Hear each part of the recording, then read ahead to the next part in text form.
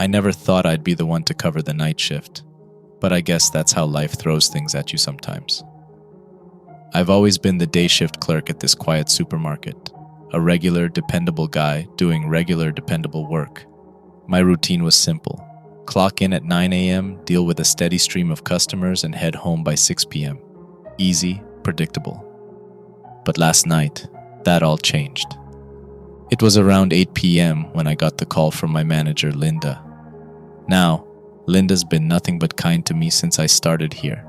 She's a sweet woman, always understanding when someone needed time off or when the schedule had to shift around a bit. So when she called and I heard the urgency in her voice, I didn't hesitate to listen. "Tom," her voice crackled through the phone, tense and fast. "I need you to do me a big favor tonight." I could tell something was off right away. I leaned against the kitchen counter at home, glancing at my leftover dinner. "Sure, Linda, what's going on?" It's about Jackson." Her pause felt heavy, like she was picking her words carefully. "He didn't show up for the morning changeover. He's not answering his phone, and nobody saw him leave last night." I frowned. "Jackson?" He'd been working the night shift for a few months now. Quiet guy, kept to himself, but never struck me as unreliable. Maybe he's just sleeping in, forgot to charge his phone. "I wish it were that simple," Linda sighed. "I checked the cameras, Tom. He didn't leave the store." "What do you mean he didn't leave?" "I mean," she continued, her voice dropping to almost a whisper, "he was here at 6 a.m. when the morning shift arrived. But then, nothing, he's gone. It's like he vanished." My heart skipped a beat. This was getting weird.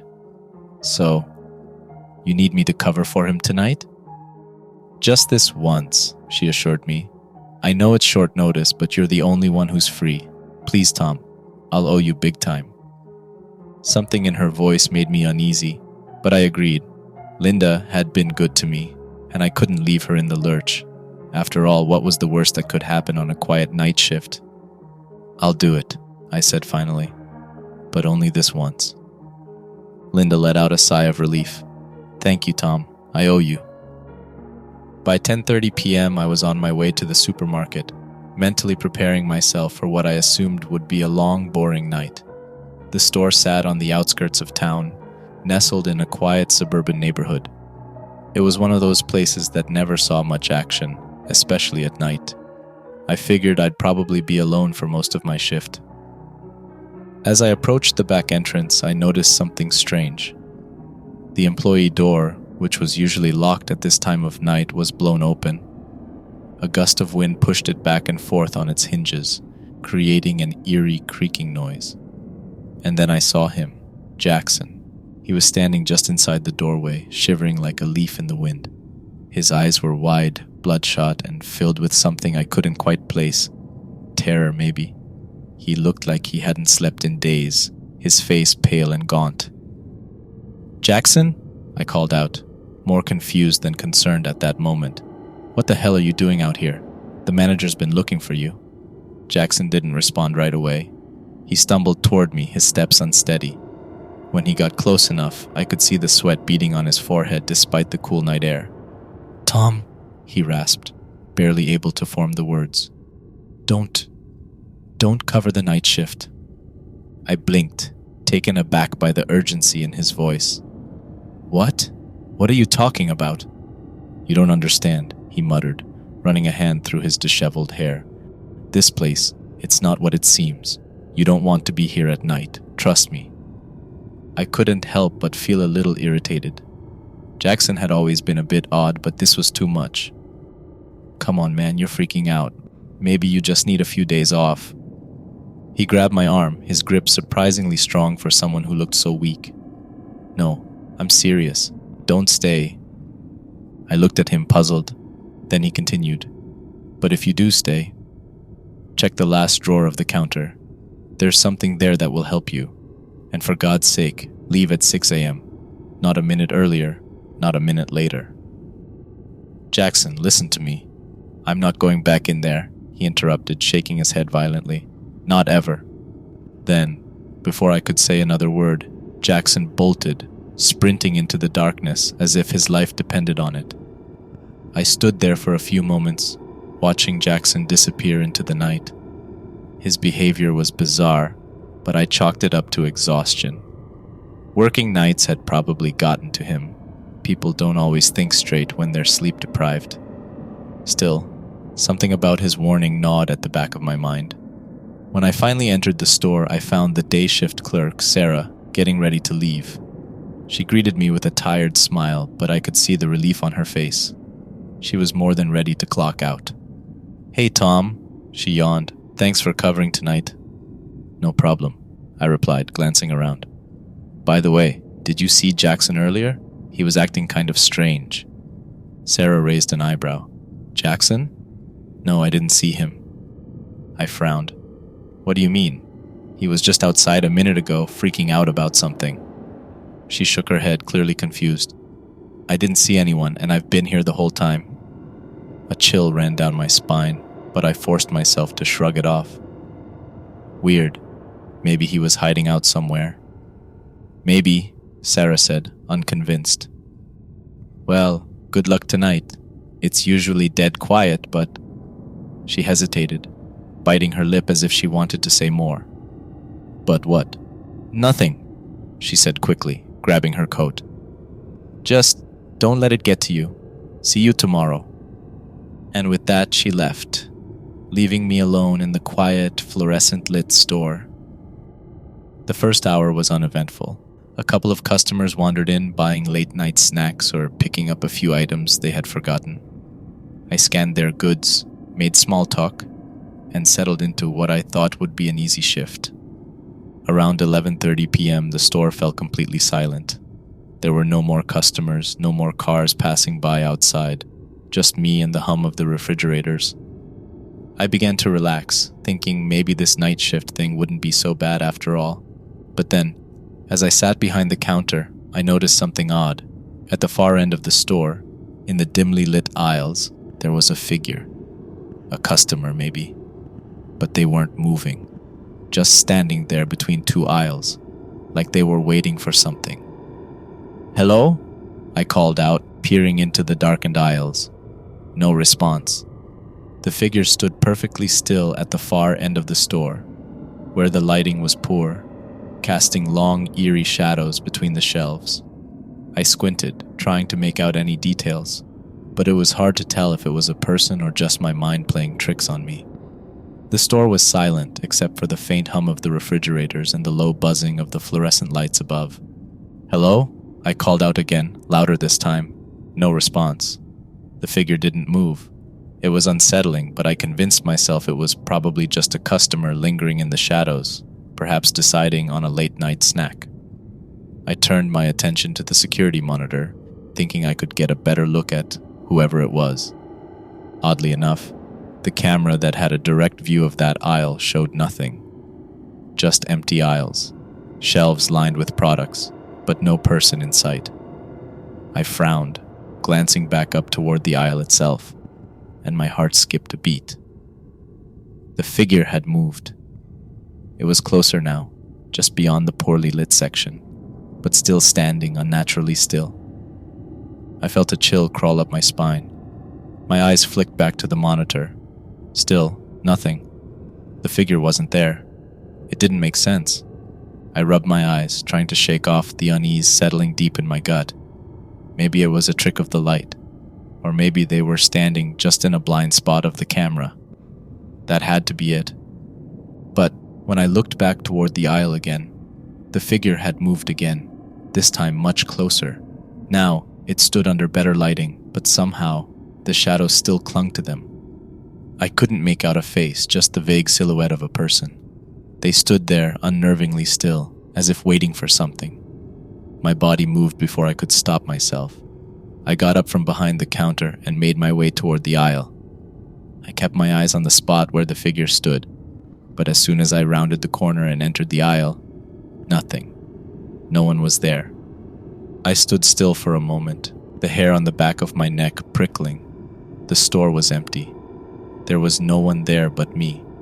I checked every aisle, walking through each one slowly, trying to find any trace of someone having been there. But no one was inside. Eventually, I returned to the counter, telling myself that whoever it was must have left the store quietly. I checked the cameras again. All clear. No sign of any movement. And then I remembered what Jackson had told me, the drawer. I hesitated, looking at the monitor again. Midnight had just passed, and the store felt even quieter now, the silence pressing in on me. Reluctantly, I opened the last drawer behind the counter, expecting maybe some keys or supplies. Instead, my fingers brushed against a folded piece of paper. I unfolded it and read the first few lines, my stomach tightening with each word. These are the rules that you need to follow to make it through the night shift. I found out about them the hard way, so I've noted all of them here to keep the new night shift clerk safe. If you encounter a strange event, please note it down. I rolled my eyes, thinking it was some elaborate prank by Jackson or one of my other coworkers. Still, a part of me couldn't shake off how serious Jackson had been when he warned me earlier. His voice echoed in my head, along with his exhausted, terrified expression. I continued reading the list. Rule 1. Occasionally, you'll see a shadowy figure at the far end of the store, just standing between two aisles. It will not move unless you ignore it. Always nod or wave to acknowledge its presence, and it will leave you alone. My breath hitched. The figure. I had seen it. I felt a sudden rush of panic, and before I could stop myself, I shouted into the empty store, "Yeah, real funny guys, really mature." My voice echoed in the aisles, but the store remained still, as if waiting. I continued reading. Rule 2. From 2 a.m. onwards, aisle 7 becomes different. Products are rearranged, the air is colder, and the lights buzz louder. You will feel something behind you the moment you step into it, and turning around will only make it worse. Sure, I muttered, rolling my eyes again. This had to be some weird initiation prank for covering the night shift. Still, a strange uneasiness settled into my bones as I read on. Rule 3. Between 1 a.m. and 4 a.m., only 5 customers can enter the store. After the 5th one, any further customers are not human, no matter how they appear. Count them carefully, and if a 6th enters, lock yourself in the back office and do not leave until you're sure they've gone. My eyes widened as I read that one. I forced myself to keep reading. Rule 4. No matter what happens, aisle 3 must be cleaned at exactly 2:45 a.m. every night. A spill will appear on the floor out of nowhere, and you must clean it up as soon as you see it. Ignoring it will cause the spill to spread, and soon you'll notice wet footprints appearing around the store. I chuckled nervously. This was getting ridiculous. Rule 5. If the back door is left unlocked, someone, or something, will enter after midnight. You won't notice them, but you will feel an unsettling chill, as if someone is standing behind you. A chill ran down my spine just as I read that line. I instinctively glanced behind me at the back door, which I'd left unlocked, thinking no one would bother coming through there. We never locked it during the day, so why bother at night? The next rule sent another wave of dread through me. Rule 6. Occasionally, you might catch a glimpse of yourself walking the aisles, stocking shelves, or mopping the floors. Whatever you do, do not approach them, and do not let them see you. A sense of unease started growing in the pit of my stomach. I tried laughing it off, but the truth was, this list was starting to get to me. I continued reading, my fingers trembling. Rule 7. If you hear sobbing or cries for help from the manager's office, do not go inside. The door may be ajar. The crying will get louder the closer you get, and if you open the door, it will stop. Something else will be waiting in the silence. I threw the list back in the drawer to forget all about it, when something in the corner of my eye made me freeze. A shadow flickered across the security monitor near the back door. I had to make sure no one had come in. I hurried toward the back of the store, expecting to find one of my co-workers sneaking around trying to scare me. But when I reached the door, no one was there. The air felt unnaturally cold, and a draft blew in through the still open back door. I slammed it shut, feeling a shiver crawl up my neck. I locked it. Just as I turned around, there was a faint knock on the door. A cold sweat broke out on my skin, and I slowly turned back toward the door. I opened it, expecting a colleague of mine to jump out and scare me, but there was no one there. The back alley was empty. The faint streetlights barely illuminated the space, and shadows clung to the corners. I stepped outside, glancing around. Nothing, not a soul. Shutting the door, I locked it firmly this time. As I got back to the counter, my heart skipped a beat. I felt a cold, icy presence behind me, so real I could almost feel the breath on the back of my neck. I spun around. Nothing but the wall. The chill lingered, creeping up my spine as I stood there breathing heavily. Rule 5 echoed in my mind. I could feel something watching me. I had to get a grip on myself, shake off the lingering dread that clung to my skin. Standing still behind the counter wasn't helping. The rules were unsettling, sure, but that's all they were. Words on paper. I needed to move around, clear my head, and remind myself that this was just a quiet, empty store. I decided to do a quick walk through the aisles, maybe even restock a few items to keep myself busy. The familiar routine would ground me, keep me from spiraling further into paranoia. As I walked along the aisles, everything seemed normal at first. The familiar rows of snacks, canned goods, and drinks stacked neatly in their places. But as I made my way toward the freezers at the back of the store, something caught my eye. There was an ice cream carton lying on the floor right in front of the freezer doors. It was still sealed, perfectly intact, but just sitting there like someone had dropped it. I frowned. No one had been in this section recently. The few customers I'd had earlier didn't even go near the freezers. I bent down to pick it up, telling myself it was nothing. I stood up with the carton in hand, and as I reached out to open the freezer door, something cold and solid wrapped around my wrist. The sensation was all too real, yet there was nothing visible holding me. I yanked my hand back, pulling it toward my chest as I stumbled backward. My eyes darted around the freezer aisle. There was no one here, but I had felt it. Something had grabbed me. Panic surged through me, cold and sharp. I stared at my hand, my skin tingling where the grip had been. Thin red marks, tracing the outline of where those fingers had been. They were narrow, and there were only 3 distinct markings, like the hand that had grabbed me had only 3 fingers. What the hell? I whispered to myself, but my voice sounded small, almost drowned out by the eerie quiet of the store. I rushed back, my hand still tingling from the icy touch. The thin red lines on my wrist were still there, burning slightly, as if whatever had touched me had left a mark deeper than just on the surface.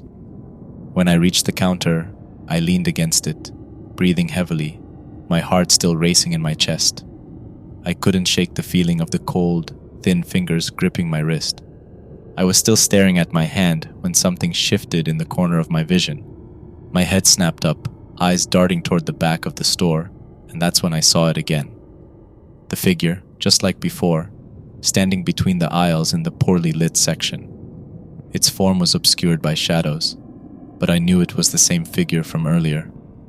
That unsettling presence I had seen but convinced myself wasn't real. It was standing there, staring at me, unmoving. This time, I felt the panic creeping up faster. Rule number 1. Always nod or wave to acknowledge its presence, and it will leave you alone. Was this really happening? I swallowed hard, the dryness in my throat making it difficult to breathe. I lifted my arm slowly and gave a small, hesitant wave toward the shadowy figure at the end of the aisle. The figure didn't move, didn't step forward or shift in any way, but then, its face, or what passed for a face, lit up with an unnerving, wide grin. The smile was impossibly wide, stretching from ear to ear, teeth gleaming unnaturally in the dim light. It wasn't a smile of joy or warmth. It was too sharp, too predatory. It radiated a faint, unnatural glow, like the smile itself was made of something otherworldly. And then the figure vanished. I stood there frozen in place, my mind struggling to comprehend what had just happened. This wasn't my imagination. Something was happening, something far worse than I had been prepared for. "Oh my God," I whispered, my heart pounding harder than ever. I didn't know what to do. My legs felt weak, my mind racing. With trembling hands, I opened the drawer again, the faint creak of the wood making my heart jump. I fumbled inside, feeling the familiar rough texture of the folded paper. The list of rules. I had to double-check it, make sure I hadn't missed anything crucial. My mind was spinning after what had just happened, but I needed something concrete to hold on to, even if it was just a set of bizarre, unsettling rules. As I unfolded the paper, the front door chimed. I flinched, my nerves still on edge. But it was only a customer, a middle-aged man. He looked normal enough. I let out a shaky breath, trying to calm myself. It's fine, just another customer, I thought, trying to force my heart rate back to normal.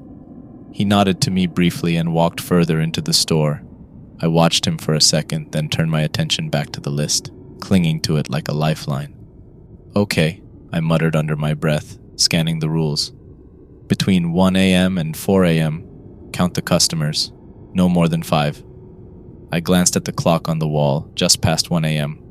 So far, only this middle-aged guy had come in. Customer number 1. I had to keep track. No room for mistakes. And at 2:45 a.m., clean aisle 3. I sighed. It seemed simple enough in theory, but after what had already happened tonight, nothing felt simple anymore. Still, the market wasn't large. I could handle counting a few customers and cleaning one aisle. I repeated the steps to myself, like a mantra, trying to find comfort in the routine. Another customer walked in as the middle-aged man finished checking out, wishing me a good night as he took his bag and left. I watched him walk through the automatic doors and disappear into the night. That's 2, I thought. I mentally added the new arrival to the count. He was different though, off, in a way I couldn't quite put my finger on. Something about him made my skin crawl. Then, the woman who entered next didn't glance at me. She didn't say a word. She walked straight ahead, her eyes locked in a distant, unblinking stare. Her movements were stiff, almost mechanical, like she was being controlled. Her skin, pale and almost unnaturally smooth, shimmered under the store's fluorescent lights as if it wasn't skin at all but something else, something artificial. I watched her as she disappeared into one of the aisles, breaking the line of sight. My breath caught in my throat. It took everything in me not to follow her, to see if she was real or something else entirely, but I shook my head, forcing myself to stay behind the counter. "It's nothing," I whispered to myself, trying to sound convincing. "Just a weird customer." I glanced at the clock again. It was just past 2 a.m. Aisle 7 was the next danger zone, according to the rules. I'd have to avoid it for the rest of the night, and that felt like the simplest thing in the world compared to what I'd already encountered. I checked the security monitor, peeking at the dim view of aisle 7. Everything seemed normal. At around 2:30 a.m., the door chimed again. I turned to see another customer enter, a man, this one seemingly normal. He wandered through the aisles, picking up a few items. I breathed a small sigh of relief, grateful that he seemed ordinary. But something nagged at me. The third customer, the woman with the robotic movements, I hadn't seen her leave. My eyes flicked back to the monitor, and I switched through the different camera angles. Nothing, no sign of her anywhere in the store. How could she have disappeared without a trace? Maybe she left and I didn't notice, I thought, trying to convince myself. But the pit of unease in my stomach only grew deeper. 4 customers now. I mentally ticked them off, hoping and praying that no more would come before 4 a.m. The idea of encountering a 6th customer was something I couldn't even bear to think about. I watched the newest customer as he checked out with his goods, offering a polite good night as he walked out. 4, I reminded myself, just 1 more. The minutes ticked by slowly, dragging like hours, and then my attention snapped to the clock. It was almost 2:45 a.m. Time to clean aisle 3, I thought, dread settling in my gut like a stone. I grabbed the mop and bucket from the back room and slowly made my way to the aisle. My footsteps echoed in the quiet store, the squeak of the wheels on the mop bucket sounding unnervingly loud. But just as I reached the aisle, I heard something, a whisper, faint and distant. I froze, gripping the handle of the mop. The sound seemed to drift through the air, faint but unmistakable. It was calling my name. I turned slowly, the whisper growing clearer, more insistent. My heart pounded in my chest, each beat hammering in my ears. The sound was coming from the other side of the store, near aisle 7. My legs felt like lead as I moved toward the sound, each step reluctant, but something compelled me forward. The whisper grew louder the closer I got. My name, over and over again, like a distant plea. I reached the edge of aisle 7, the hair on the back of my neck standing on end. I knew I shouldn't look. I knew. But something took over, some dark curiosity that made me peek around the corner, and what I saw made my blood turn to ice. The aisle wasn't normal anymore. Mannequins stood scattered throughout, posed as if shopping, their stiff limbs dressed in tattered clothing. Their plastic faces were blank, devoid of expression, yet they radiated a silent menace that I couldn't explain. It was as if they'd been caught mid-action, and the second I'd looked, they'd frozen in place. I pulled back, my heart hammering in my chest. I couldn't believe what I'd just seen. I took a breath and peeked again, against every instinct telling me not to. This time all the mannequins were looking directly at me. I staggered back, my hands shaking, my pulse roaring in my ears. My body screamed at me to run, but my feet stayed planted to the spot, frozen in terror. I didn't want to believe what I was seeing. And then, at the far end of the aisle, I spotted her. Customer number 3, the woman with the robotic movements. She stood at the end of the aisle, staring directly at me, her face blank and hollow. My heart dropped into my stomach. She was there. Suddenly, she moved. No, she burst toward me, her body jerking unnaturally, her limbs flailing in that same mechanical rhythm. I let out a strangled cry and bolted, sprinting as fast as I could away from aisle 7. I could hear the heavy thud of her footsteps growing louder, faster. As the sound of footsteps reached the edge of the aisle, they stopped. I whipped around and there was nothing, no sign of her, no sound. I ran back to the counter, gasping for air. My hands flew to the security monitor, my fingers trembling as I flipped through the cameras. Aisle 7 appeared normal on the feed.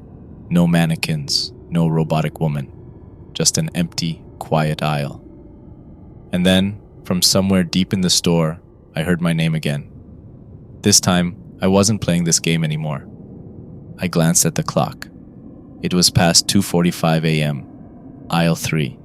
I need to clean aisle 3. I grabbed the mop and bucket, my legs feeling weak beneath me. I bolted toward aisle 3, dread pooling in my stomach. As I approached, my heart sank further. There was a pool of something on the floor. A thick, dark liquid spread across the tiles, glistening under the store's fluorescent lights. Worse, I could see wet footprints leading away from the puddle, small and childlike, heading toward the far end of the aisle. I didn't have time to think, I just moved. I rushed toward the spill, plunging the mop into the murky liquid and furiously scrubbing the floor. My hands shook as I worked, my breath coming in ragged gasps. What is this? I thought, panic clawing at my mind. What is leaving these footprints? I mopped and scrubbed, my heart pounding in my ears. The footprints led toward the end of the aisle, but as I got closer, they stopped just around the corner. Vanished, as if whoever or whatever had left them had simply disappeared. I stared down at the now clean floor, my hands trembling around the handle of the mop. I didn't know what to believe anymore. I didn't know what was real. I left the mop and bucket behind and stumbled back to the counter, feeling completely drained, physically and mentally. Exhausted, terrified. My chest heaved as I leaned against the counter, gasping for breath. I kept glancing over my shoulder, half expecting to see something or someone emerge from the darkness. But there was nothing. Just the quiet hum of the store like nothing had happened. I thought about Jackson again. How exhausted and terrified he had been when he warned me. He must have gone through all of this, experienced every one of these horrifying things just to make that list of rules. A part of me wondered how he had survived it. Another part of me wasn't sure he had. It was nearing 4 a.m., and I was almost done with Rule 3, counting customers. Or at least I thought I was. Somewhere along the way, amidst the strange events, I had lost track. My mind had been all over the place, jumping from one unsettling moment to another. The panic of the night had scrambled my focus. I tried to piece it back together, but the harder I thought, the more I realized I wasn't sure how many customers had actually come in. Then, the entrance door chimed, its sharp sound jolting me out of my thoughts. My head snapped toward the door, and in walked a lone customer. He were bundled up in a thick winter coat, the hood pulled low over their face, which was strange. Something about him immediately set me on edge. The way he moved, slow, deliberate, aimless, like he had no real purpose in the store. He didn't look around, didn't acknowledge me. He just wandered, drifting between the aisles, never picking anything up. I watched him carefully, my nerves taut, trying to figure out if this was the 5th customer or something else. The rule replayed in my mind. After the 5th customer, any others are not human. If a 6th enters, lock yourself in the back office. My heart pounded in my chest. Was this the 5th customer? Or had I lost count completely?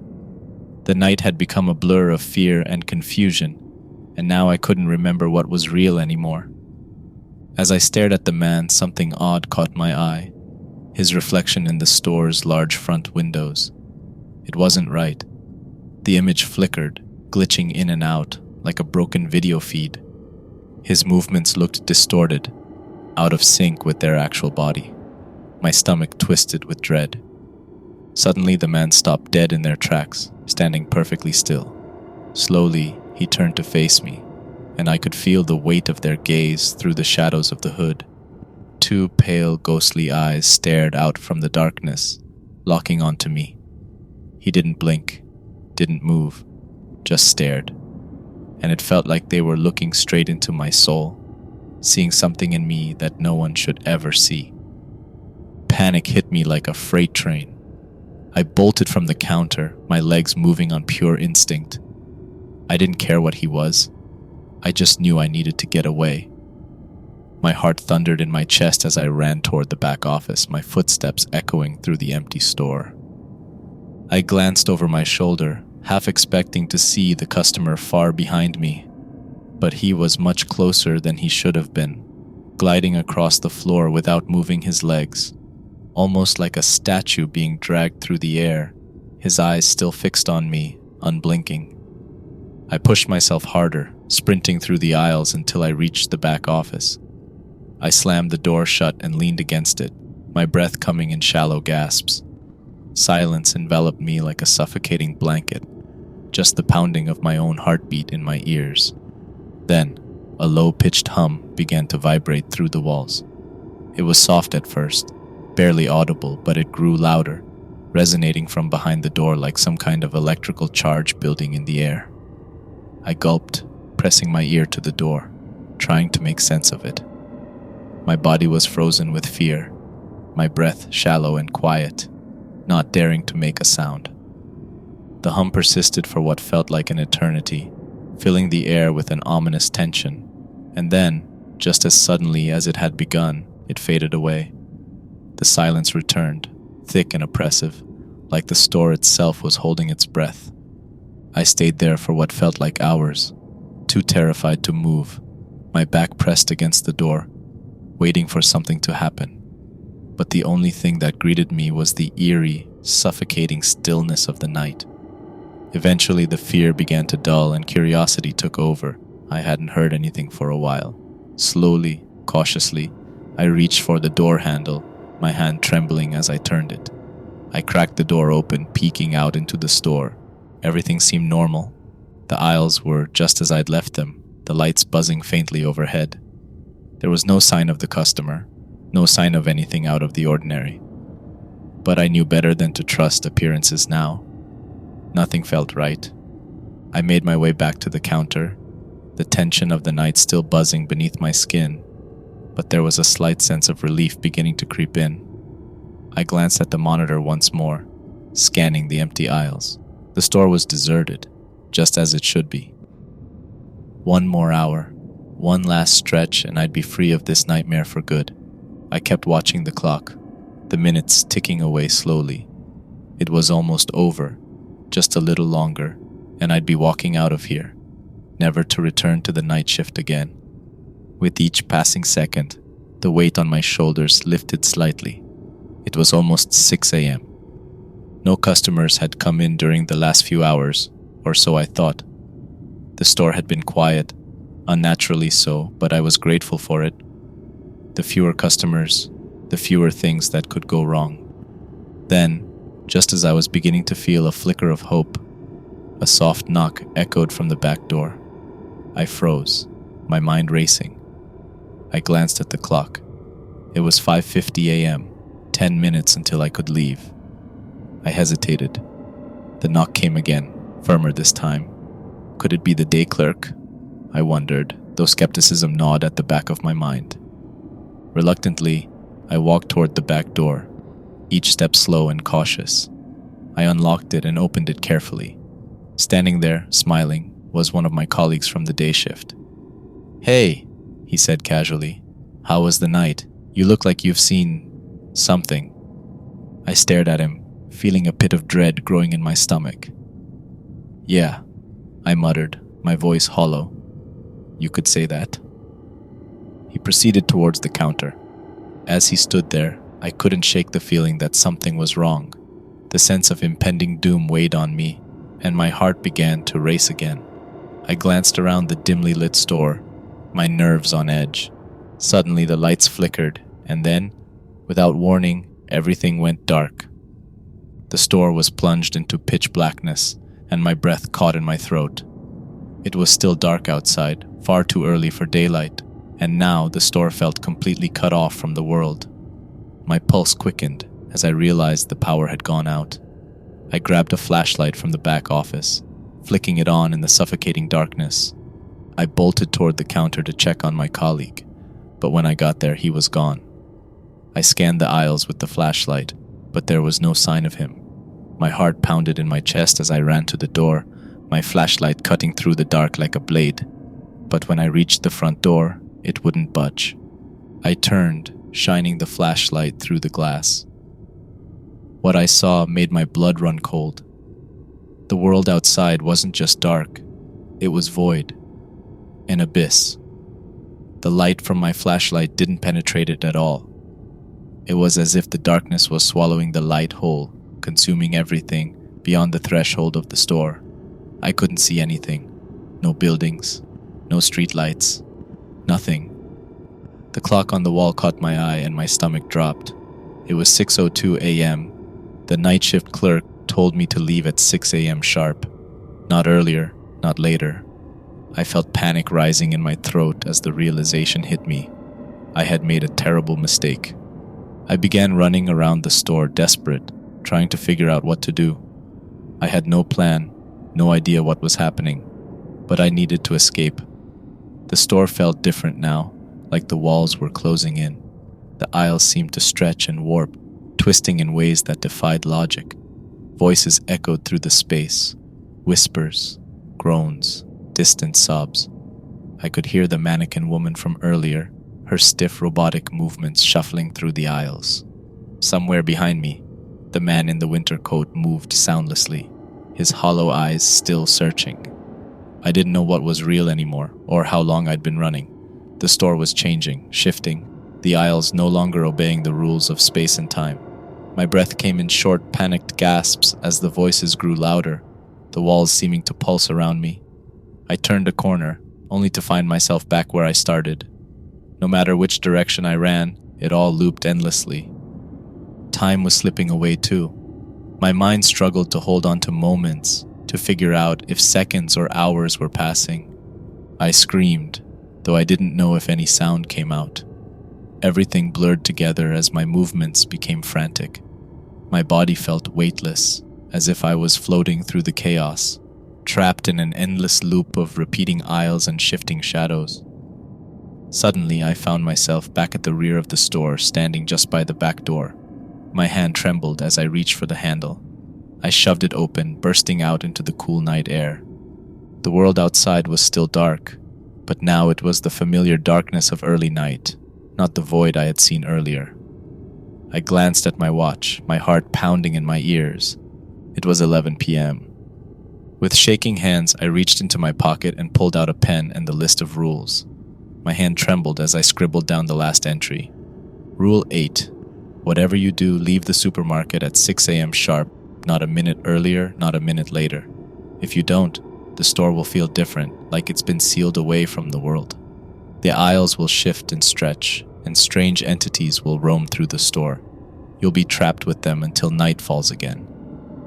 I stared at the note, my heart sinking as I realized just how real these rules were.